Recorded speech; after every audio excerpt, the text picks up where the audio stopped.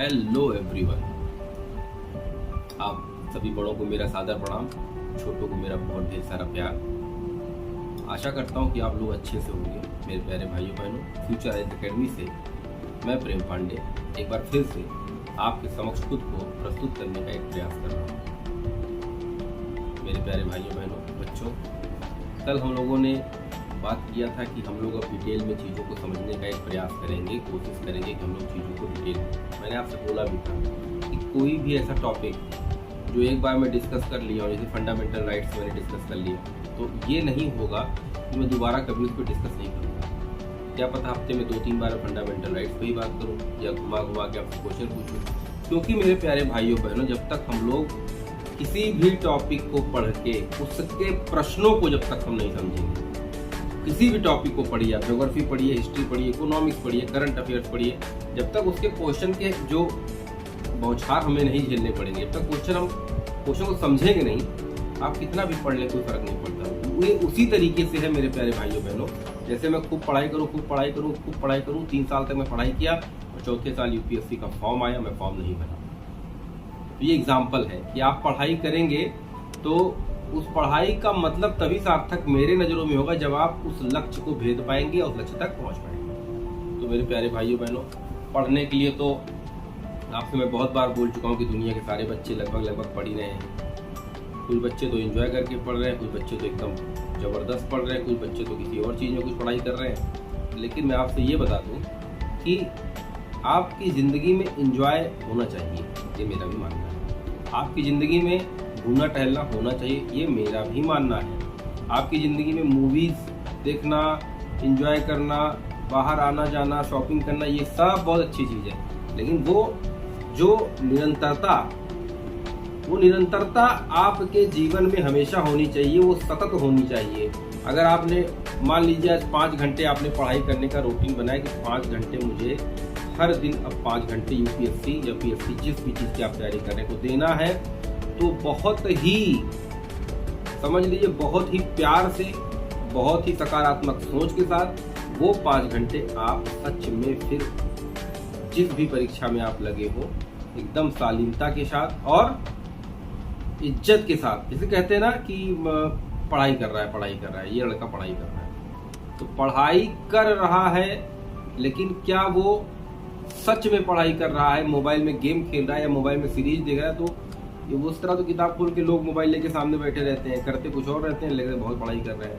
लेकिन अपनी अंतरात्मा से पूछो कि क्या तुमने वो 5 घंटे जो मोबाइल में तुमने सच में रखे थे किताब के ऊपर, क्या अपने अंतरात्मा से पूछो, किसी पे ब्लेम मत करो, ना माँ पे ना बाप पे, अपने आप से पूछो कि क्या वो 5 घंटे सच में आपने पढ़ाई की? देखिए प्यारे भाइयों बहनों बच्चों, पढ़ाई करना बहादुरी नहीं है, ईमानदारी के साथ पढ़ाई करना बहुत बड़ी बात है। आप 5 घंटे पढ़िए, 24 घंटे में से 5 घंटे हटा दीजिए, 19 घंटे आपके पास हैं, जो भी आप कर सकते हैं कर लीजिए, लेकिन 5 से 6 घंटे आप पढ़िए। वही निरंतरता का जो निरंतरता, वो 5-6 घंटे आप पढ़ते रहेंगे और अच्छे से पढ़ेंगे, स्मार्ट तरीके से पढ़ेंगे, तो 5 घंटे आपके जीवन का जो रास्ता है उसको तय करने में बहुत मदद करेंगे। तो प्यारे भाइयों बहनों, आज हम लोग बात करने वाले थे संघराज्य क्षेत्र पर, नागरिकता पर, मौलिक अधिकारों पर और भारत के राज्य के नीति निर्देशक तत्वों पर। तो मैं आज मैंने आपसे बोला था मैं प्रश्न लेके इन पे बना के प्री कम टू मेन दोनों का प्रश्न बनाऊंगा, पन्ने पे लिख के लेके आऊँगा और आपसे डिस्कस करूँगा।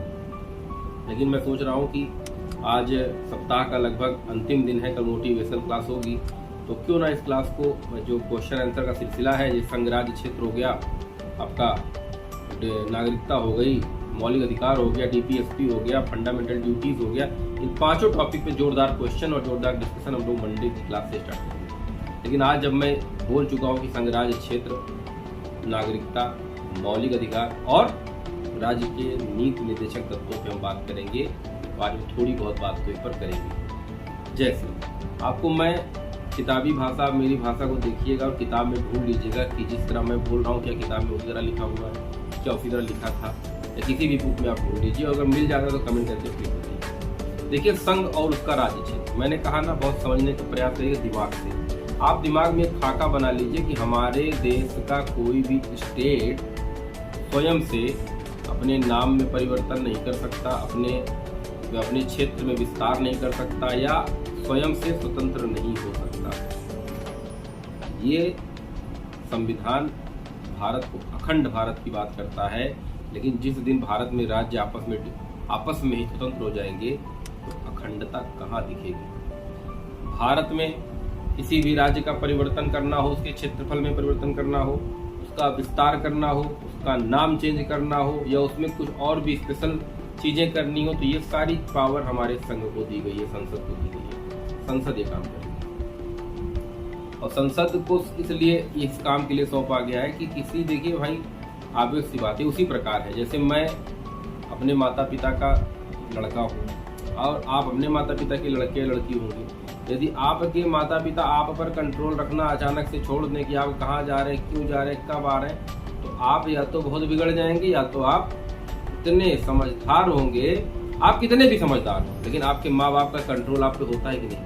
उसी प्रकार से संघ राज्य क्षेत्र का जो टॉपिक है उसमें सीधी भी बात दिमाग में बैठा लीजिए कि कोई भी राज्य स्वयं से अपने नाम में परिवर्तन, सीमा विस्तार या कोई भी देश से संधि या किसी देश से युद्ध, कुछ भी ऐसा काम राज्य स्वतंत्रता से नहीं कर सकता जहां पर उसको ये लगता हो कि वो स्वयं में पावरफुल है। राज्य की विधानमंडल, विधान परिषद ये सब स्वतंत्र हैं, वहां तक स्वतंत्र हैं जहां तक भारत के क्षेत्र की अखंडता कोई नुकसान नहीं पहुंचना है। तो संघ राज्य क्षेत्र एक बार पढ़िएगा आर्टिकल 1 to 4 तक, आपको मजा आ जाएगा कि ये संघ राज्य क्षेत्र, देखिए किताब में जो भाषा दी है वो टिपिकल है लेकिन आर्टिकल से पढ़ना ही पड़ेगा क्योंकि प्री में पूछा जा सकता है। तो सीधा दिमाग में खाका बैठा लीजिए, कोई भी राज्य भारत का कोई भी राज्य हो वो स्पेशल नहीं है। पहली बात तो अगर किन्हीं कारणों बस कोई अनुसूचित जाति, अल्पसंख्यक कोई ऐसी बात हो तो उसकी बात नहीं करूंगा, लेकिन कोई भी राज्य स्वयं से भारत से अलग नहीं हो सकता और किसी भी राज्य, कोई भी राज्य किसी दूसरे देश से संधि नहीं कर सकता, किसी दूसरे देश से मित्रता नहीं कर सकता, या युद्ध नहीं कर सकता, अपने नाम में विस्तार नहीं, बहुत सारी चीजें हैं क्योंकि केंद्र या सरकार या संसद हमारे यहाँ गार्जियन के रूप में इन राज्यों को आपस में मिलाए रखने के लिए प्रतिबद्ध है और इस राज्यों को मिलाए रखने से प्रतिबद्ध होने की ही वजह से आज हम अखंड भारत के नागरिक हैं। मेरे प्यारे भाइयों बहनों, संघराज क्षेत्र आप लोग बार लक्ष्मीकांत से पढ़ लीजिएगा, ठीक से रीडिंग मार दीजिएगा कि लक्ष्मीकांत की भी लैंग्वेज थोड़ी कहीं बहुत टफ है।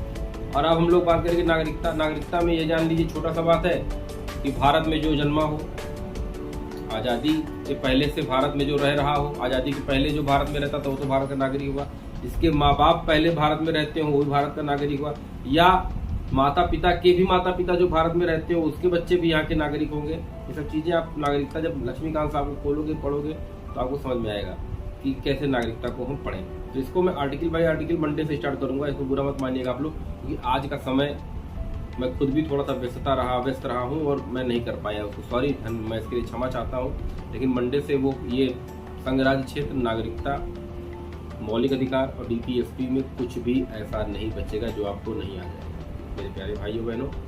लेकिन ये नागरिकता और ये संघ राज्य क्षेत्र आप लोग प्लीज लक्ष्मीकांत साहब से पढ़ लीजिएगा और उसको पढ़ने के बाद कोई भी पॉइंट अगर लक्ष्मीकांत साहब का आपके समझ से बाहर आपको लगता है तो मेरे नंबर 8299033374 पर लिख के भेजिएगा, तो मैं उसको मंडे क्लास में स्पेशल, वैसे भी मैं आपको एक सांत्वना देना चाहता हूँ कि मंडे की क्लास में जब मैं पेपर लेके बैठूंगा, अपने नोट्स को लेके बैठूंगा, तो मुझे आशा यही है कि इन 4 टॉपिक्स में जो मैं बात करूंगा, जो डिस्कस करूंगा, इसमें से मुझे नहीं लगता कि आप लोगों को ऐसा कुछ भी ऐसा नहीं है जो समझ में नहीं आएगा। और बहुत ही इजी भाषा में आप देख ही रहे, मैं आप लोगों को हमेशा बहुत सरल शब्दों में समझाने का एक प्रयास करता हूँ। मैंने कभी कोई किताबी भाषा का यूज नहीं किया, ना मैं कभी पोथी लेके बैठा।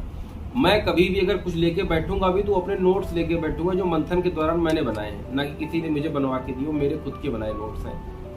वो मैं आपको लोगों को इसलिए, क्योंकि पॉइंट टू पॉइंट में कोई ब्रह्मा तो हो जाऊंगी, सब चीजें याद रहेंगी, तो वो पॉइंट टू पॉइंट डिस्कस करने के लिए आप लोगों से मुझे नोट्स का, अपनी नोट्स को खोलना पड़ेगा कि वो सिस्टम जो लाइन टू लाइन है वो सिस्टम ना कहीं गड़बड़ हो जाए। क्योंकि भाई शिक्षक मैं हूँ नहीं, मैंने आपसे पहले बता दिया, मैं शिक्षक या महात्मा या कोई मार्गदर्शक नहीं हूँ, मैं एक आम नागरिक हूँ, एक आम विद्यार्थी हूँ आप ही लोगों जैसा। लेकिन बस यही है कि मैं कहीं न कहीं कुछ ना कुछ, इतना सही लेकिन आपसे सीनियर तो मैं थोड़ा सा हूँ ही इस मामले में, इसीलिए मैं अपने तजुर्बे को शेयर करता हूँ, पढ़ने के तरीके को शेयर करता हूँ मेरे प्यारे भाइयों बहनों।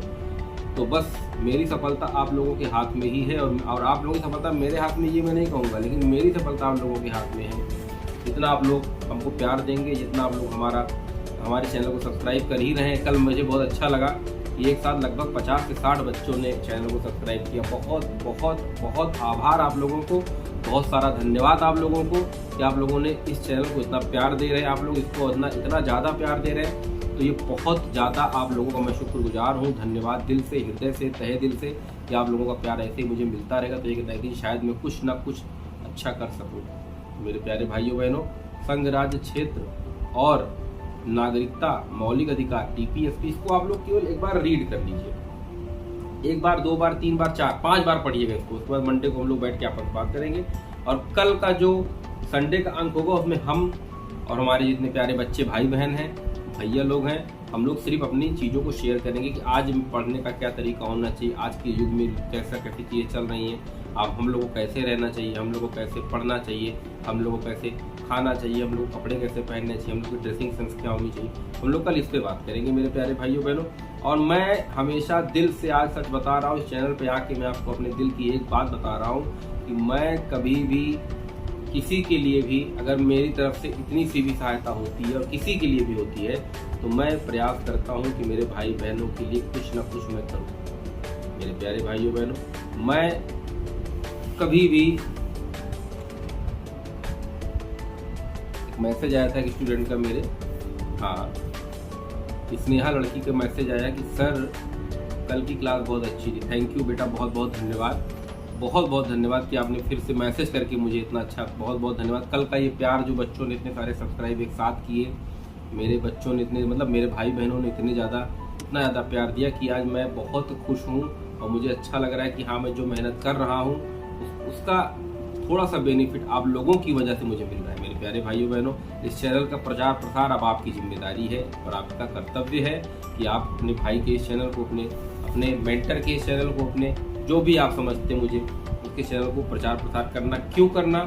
पैसे के लिए नहीं कह रहा हूँ, मैं केवल ऐसे विद्यार्थियों के लिए इस चैनल पर आया हूँ जिन बच्चों, जिन भाई बहनों के पास आज गाइडेंस नहीं है। आप जाके गाँव में देखिए, कोई बताने वाला किसी के लिए नहीं। कोचिंग की ये मोटी मोटी फीसें, मेरे पास पर्याप्त संसाधन होगा जिस दिन मित्रों, मैं आज आप लोगों से वादा करता हूँ कि मैं जब तक पढ़ाऊँगा यूट्यूब पर, मैं अपने सभी भाइयों बहनों से कहता हूँ, मैं एक निःशुल्क क्लास के माध्यम से कंप्लीट कोर्स फ्री में, जब तक मैं हूँ तब तक मैं पढ़ाता रहूँगा। मेरे प्यारे भाइयों बहनों, मेरी लालसा सिर्फ इतनी कि मैं दुनिया को बहुत करीब से देख के आया हूँ। मैंने लोगों को बहुत करीब से समझा है मेरे प्यारे भाइयों बहनों। भगवान न करे जो दिन मैंने देखा है वो दिन आप लोगों को देखना।